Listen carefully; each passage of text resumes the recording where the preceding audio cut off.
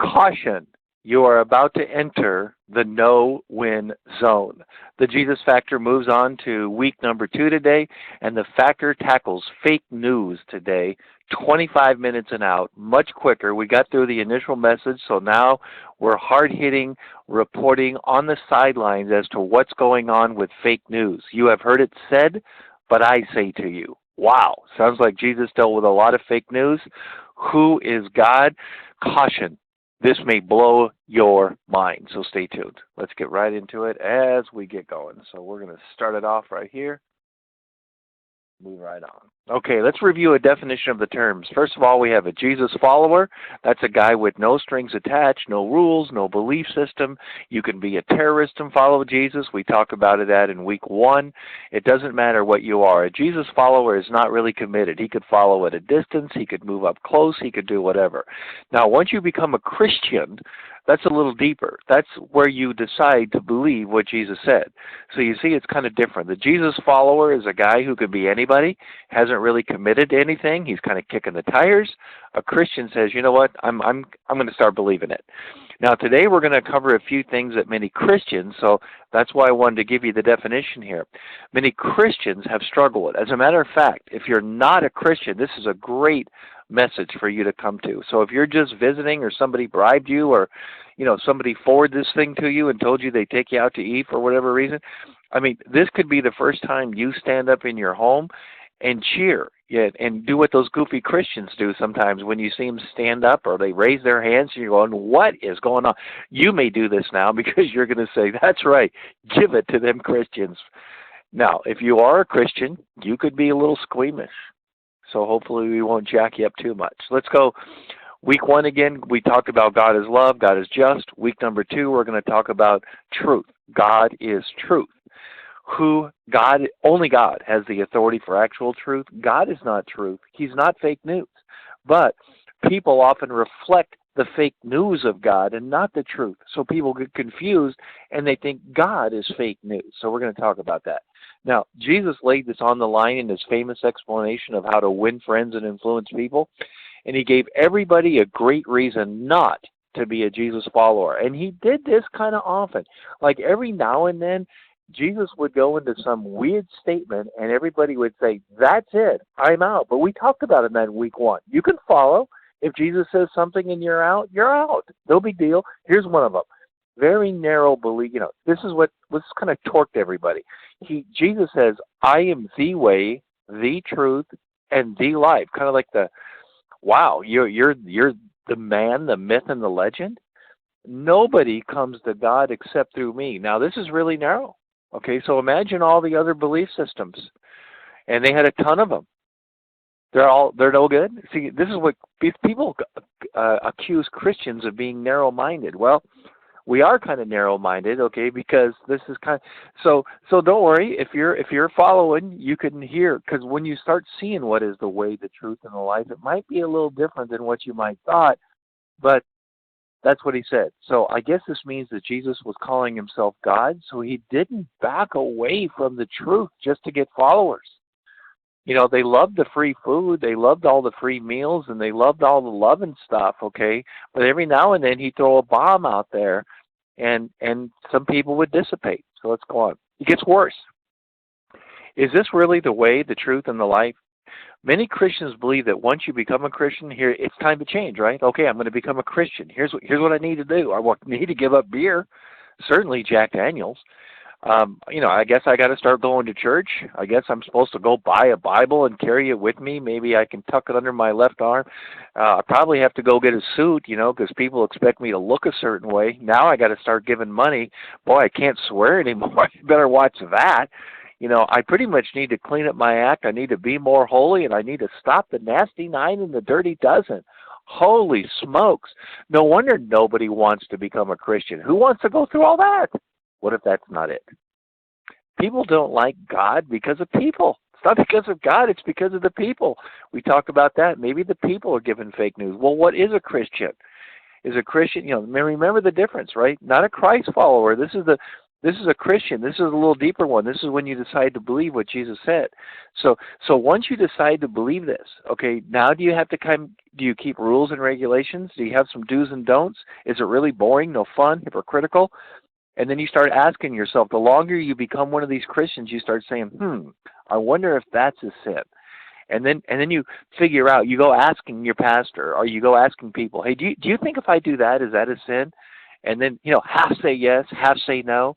And then you start manipulating how close you can get. Okay, well, I'm going to dip my toe in there, and that doesn't really count. It's goofy, isn't it? This is just another religion. That's fake news. It's not that. Christianity is a lot harder than rules and regulations, or maybe it's easier. It kind of depends upon what kind of guy you are. If you're a typical church person, it might be harder. But if you're not a typical church person, it might be easier. So let's look at it. Christianity is not about doing what's right. It's about doing what's right for others. God's not really all that concerned with your holy lifestyle. More like your holy lifestyle, your entire life, not just your holy life, the fake one you live in church.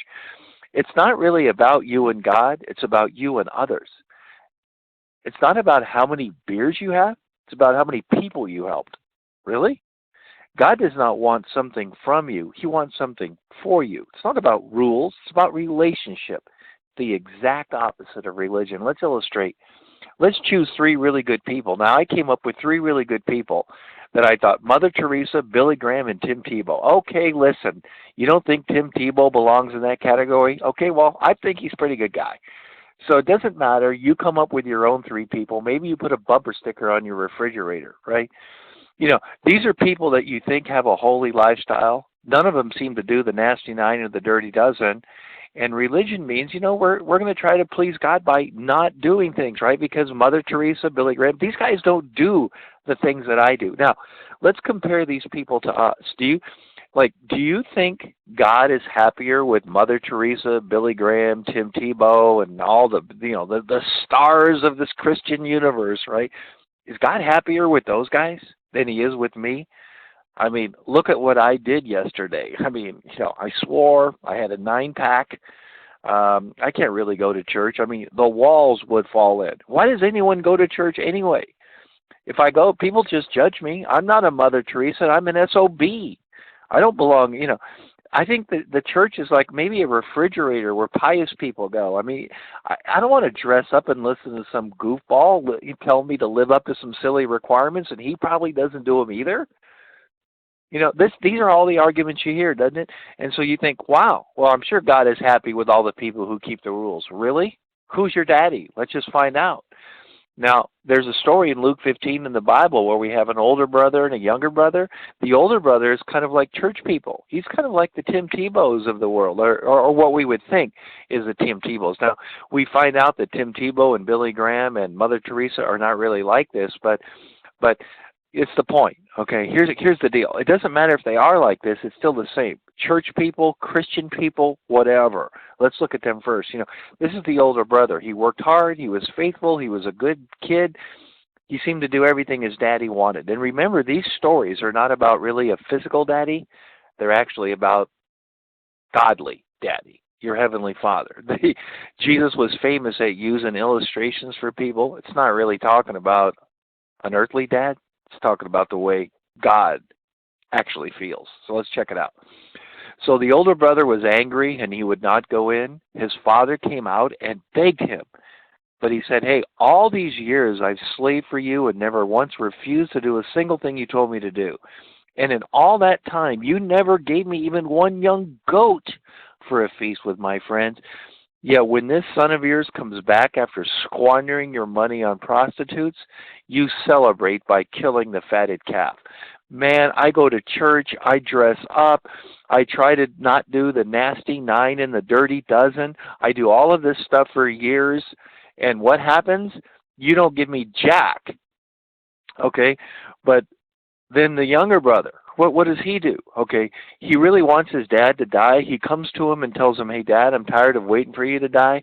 I'd really like to get the inheritance now. Wow. So really, the purpose of my life is to give you half of the inheritance. Yeah, and I'm tired of waiting for you because you seem to live forever.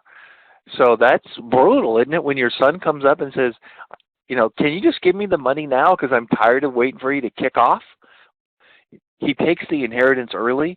He spends it on prostitutes and loose living. He goes to the casino, gambles it away.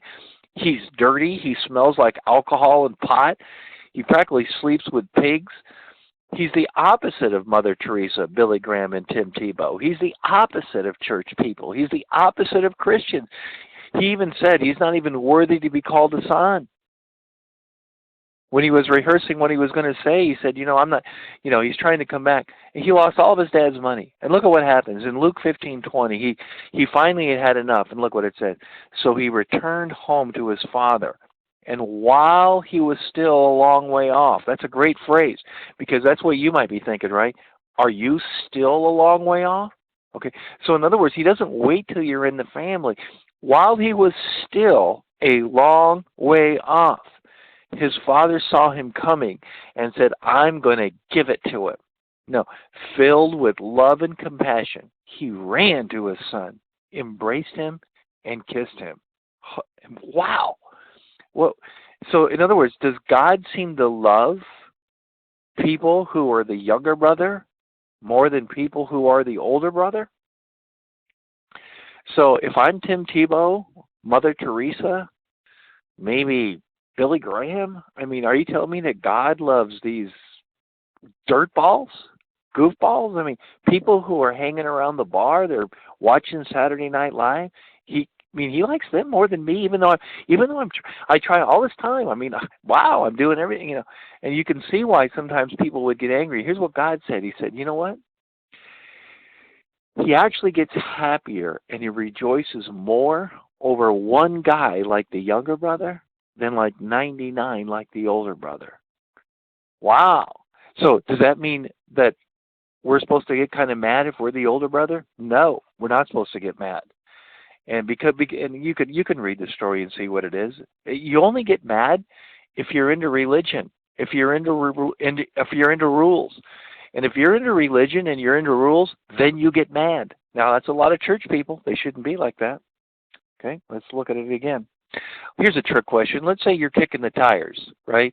You're a construction guy, you're a Wall Street guy, you're a president guy. Now, it's not president of the United States, but, could be, doesn't matter, president of a company. Let's say maybe you're just a married guy. Maybe you even had an affair or 2 or 5, okay? Maybe you're thinking of having one. Maybe you just lie a lot. Maybe you just steal and manipulate. Maybe you're just a normal guy or a normal gal. You kind of live a little loose. And maybe you're just caught up in life with too many hypocrites around you. So what the heck? This church thing is goofy. So what do you think God thinks of you like that? Are you a younger brother or a sister? Are you an older brother or a sister? Right? What do you think God thinks of you? Right? It's not about doing what's right. It's about doing what's right for others. How did Jesus respond? Did he insist on doing what was right? Or did he insist on doing what was right for others? Now, let's give an illustration here. Who's not doing right to you now? I gave 6 examples here. Donald Trump. Could it be your wife or your husband? Okay. Maybe it's your boss. Could it be Chuck Schumer, Nancy Pelosi, or Bill O'Reilly? Sorry, Bill. Let's use Donald Trump because he's pretty famous in the news right now. And let me give you an illustration. Can you imagine if this occurred? Okay, so we know that some of the Democrats like Schumer, Pelosi, they don't seem to like Donald Trump more than some of the Republicans, although, whatever. We're just using an illustration here. Can you imagine if we framed Donald Trump? Here's what we would do. We set up an innocent refugee, right? So we go grab a refugee. He looks pretty innocent, and what we're going to do is we're going to set a trap for the refugee so that he commits a felony, and now the new refugee law has to go into effect, and this is going to be a woman. So we're going to take the woman away from the kids and the husband screaming away, and we're going to set this all up. And we're not going to do a normal felony. We're going to set this woman felon to do a felony that's worthy of the death penalty. So we're going to get a real bad one, a major crime. Right? And then we all go get CNN. We hide the crew behind there. Everyone's behind the wall. The cameras are rolling, and they set the trap, and they're filming it live. And then they film it live. The refugee commits the felony, and they grab all of it's being filmed on CNN, and they're all marching up, gigantic march right toward the White House. And they walk right in and say, Mr. Trump, we found this refugee committing a felony worthy of death. Here's what your executive order says. What are you going to do, you hypocritical thug? Did you know they did exactly that to Jesus? They caught a woman in adultery. And by the way, adultery at that time was the death penalty. She could have been a possible refugee. There was no sanctuary city. It was a great trap. The cameras were blazing. What's going to be the truth? Have you issued a fake news order? And you can read the story here in John 2. I'm going to read it really quick. Early in the morning, Jesus went back at the temple. A crowd gathered, so he sat down to teach them. As he was speaking, the teachers of the law and the Pharisees brought a woman who had been caught in adultery, and they set this trap up. And remember, adultery is a death penalty. The law. They tell her right there. They put her in front of the crowd. Can you imagine? They just run right to the front of the whole meeting, right to the head of the press conference, and they said, Jesus, teacher, this woman was caught in the very act, even though we set it up. And by the way, the law also said the man had to be killed, but they didn't care about that. See, the whole point was not really to carry out the law. The whole point was to trap Jesus into a conflict. The law of Moses says to stone her. See that? We're going to kill her. What do you say? Now, the reason why this was a trap, because if Jesus said that he was supposed to kill her, that was against Roman law. And if he didn't say he was supposed to kill her, then he's against the Moses law. So either way, he's going to be stuck, right? They were trying to trap him into saying something that they could use against him. But Jesus stooped down and wrote in the dust with his finger. They kept demanding an answer. Quit writing in the dust! So he stood up again and said, all right, but let the one who has never sinned throw the first stone. Then he stooped down again and wrote in the dust. When the accusers heard this, they slipped away one by one, beginning with the oldest, until only Jesus was left in the middle of the crowd with the woman. Then Jesus stood up again and said to the woman, where are your accusers? Did not even one of them condemn you? And she says, no, Lord. And Jesus says, neither do I. Go and sin no more. Wow. I tell you, man, it's a good thing Jesus was a master at getting out of these traps. And we're going to talk about, next week, we're going to talk about some of the press conferences Jesus went to and how he got out of them. But this is what Jesus did. Look at this. What is the truth? What is fake news? The truth is that God is full of grace. Fake news is that God cares about rules. Christianity is not about rules or doing what's right. It's about doing what's right for others. In our book there, John, that we talked about, the guy who wrote all of this stuff, we've taken most of the things out for the first couple of weeks. For the law was given through Moses. We saw that. Grace and truth were realized through Jesus Christ. In John 1:14, so Jesus became human. God became human and made his home among us. And we viewed him. We saw him walking around as the monogeno. Remember, there's our word from the first week, as the unique extension of God. And what was he? Full of judgment. No, full of grace and truth. God is not ready to cast stones like the law of Moses says to stone her. He is ready to forgive. That's what truth is. That's pretty awesome, isn't it? Will you accept the way God is, willing to forgive, willing to give grace, and do the same for others?